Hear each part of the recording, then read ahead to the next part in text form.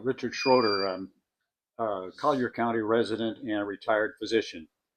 And I want to explore the environmental fate and toxicology of organophosphate pesticides like Naled, and more specifically, their persistence in the environment.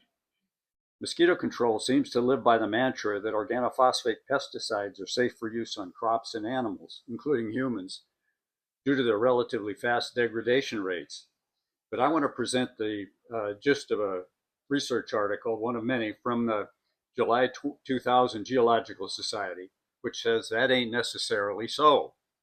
And by the way, I present this in the spirit of kind of humility and common understanding, because I'm sure that I, as a former gynecologist, prescribed medications that degraded the environment. Um, for example, one of the biggest contaminants of drinking water in some communities is ethinyl estradiol, a component of birth control pills. So we get toxins from a lot of different places. And of course, we don't need to do it by deliberate spraying. And by the way, uh, anyway, as you know, the degradation rates vary as a function of microbial composition, pH, temperature, and the availability of sunlight.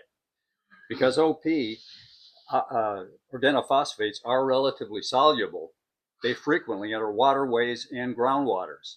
This article goes on to point out that the degradation by hydrolysis of an organophosphate pesticide is 10 days in the lab, of 10 days in the lab increases to 1 year if the pH of the water is 6 rather than the balanced pH is 7, and if the temperature is 5 degrees centigrade, suggesting that organopesticides can persist in the environment for long periods of time.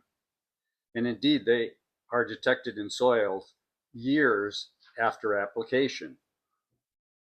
This article goes on to emphasize that conditions that can occur where organophosphates are preserved and transferred to humans as food, and reminds us that organophosphates are highly toxic, mutagenic, and teratogenic, in that a large number of modern day diseases of the nervous and immune system of mammals can be linked to these chemicals.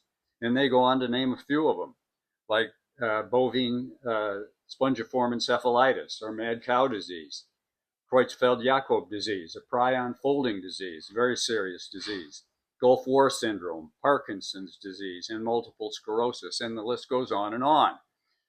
Yes, I certainly object to organophosphates being released deliberately in the environment and being personally sprayed with these neurotoxins. Thank you very much. Josephine Road.